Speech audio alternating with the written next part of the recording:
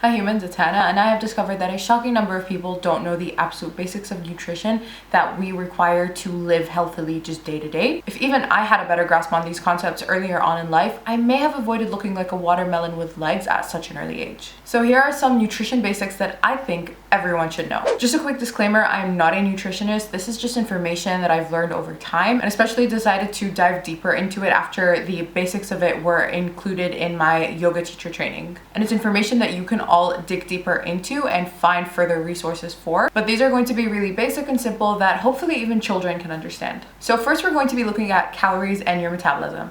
Calories are basically just a unit of measurement for energy. Metabolism is what changes the food you consume and turn it into that energy so that your body can function. Energy expenditure or burning calories happens in 4 ways. It is either through your workouts or through non-workout activities, so just like your day-to-day regular activities, so getting up to wash the dishes or walking to a place and going up and down the stairs. The third way is during your digestion, absorption, and disposal of foods you consume. That is called the thermic effect of food, which we will return to because it has its own point later and it is something worth noting. And then the fourth way that your body burns calories is through your BMR or your basal metabolic rate. Those are basically just the calories that your body needs to function day to day. So it's the calories your body is burning at rest, and a lot of people tend to interchangeably use this with the term metabolism, mainly because it's just kind of like what you are burning while doing absolutely nothing throughout your day. It's affected by multiple things like age, genetics, and gender, and other things that we can't control. However, it is also affected by things like our body composition, so how much fat or muscle your body holds, which is something that we can work towards changing,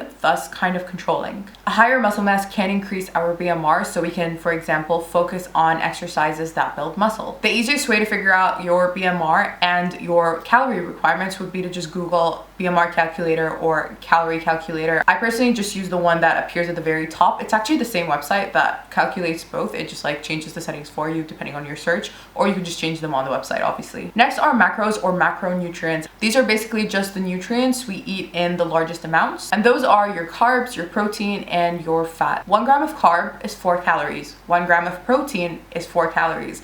1 gram of fat is 9 calories, and that is why we tend to eat smaller amounts of fat because they tend to be higher in calories. Carbs are divided into your simple carbs, so think sugars, and your complex carbs, so that includes fibers and starch. I won't go too into them, but you should be aiming to eat more complex carbs over simple carbs because fiber and starch are more filling. So that includes your whole grains, your potatoes, your vegetables, your legumes. Fruit can also be a good source of fiber, but it also is a source of simple carbs or sugar. Despite the simple carbs, they are still high in nutrients. However, simple carbs that we should try limiting or just being more mindful of would be things like straight up sugar, cakes, cookies, sodas, and just really highly processed foods, mainly just because they don't offer much nutritional value. We could still enjoy them every now and then, we just need to be more mindful of them. Next we have fats, and they are kind of on a descending scale of value. So on the very top we have our unsaturated fat. That includes both our monounsaturated fats and our polyunsaturated fats. Again, I won't go too much into detail about these, but they are generally referred to as your good fats. They are found in avocados, fatty fish, nuts, seeds, and oils like olive oil. Next, we have your saturated fats, and these are ones that you should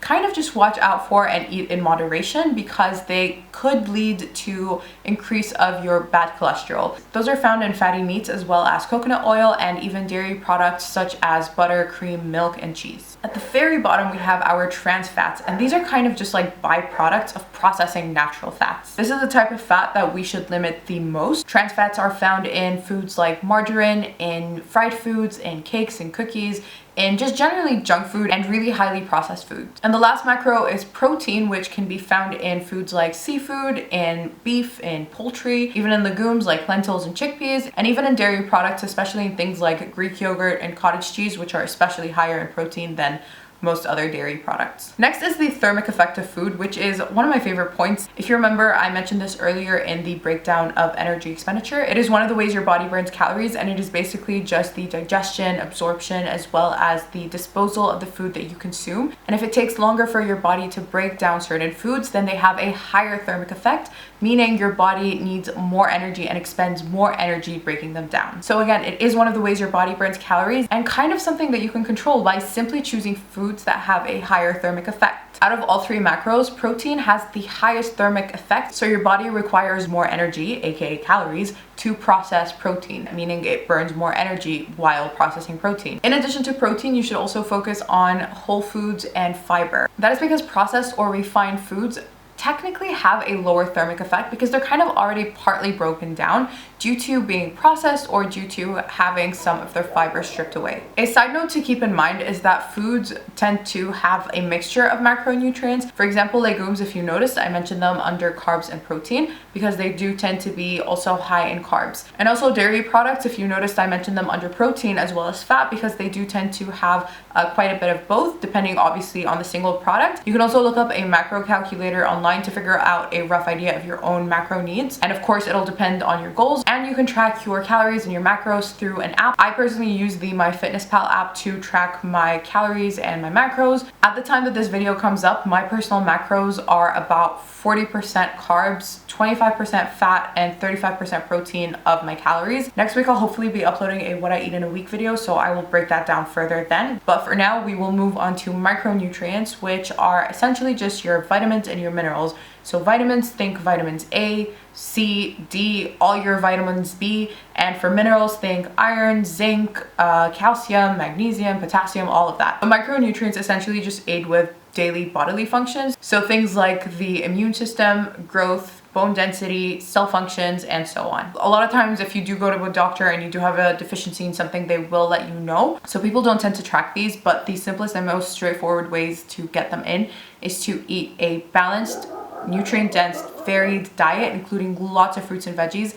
So think eating lots of different colors and a lot of different types of in-season fruits and veggies to make sure that you are getting your micronutrients in. You could also take a multivitamin to give you a boost, but keep in mind that a multivitamin does not make up for a poor diet. It can only give you a little push on top of an already good dietary foundation. So just an honorary mention to water. I'm not going to dive into this too much, but I did just want to remind you of the importance of hydration and how water plays many vital roles in ensuring that your body functions well. So make sure that you're hydrated. Again, there are water intake requirement calculators on the internet. I personally make sure that I drink at the very least 3 liters of water every single day, and I do tend to surpass that a lot. If it's an especially either hot day or just a day that I've worked out really hard, then I could go up to like 5.5 liters a day. It's super important, so I do think it's worth looking into how much water you might need. If you would like more health and wellness related content, then you can click the video over there. And if you would like to watch last week's video, then you can click the video on top. Don't forget to give the video a like and leave me any thoughts in the comments down below. Consider subscribing if you're not already. Share this video to spread the knowledge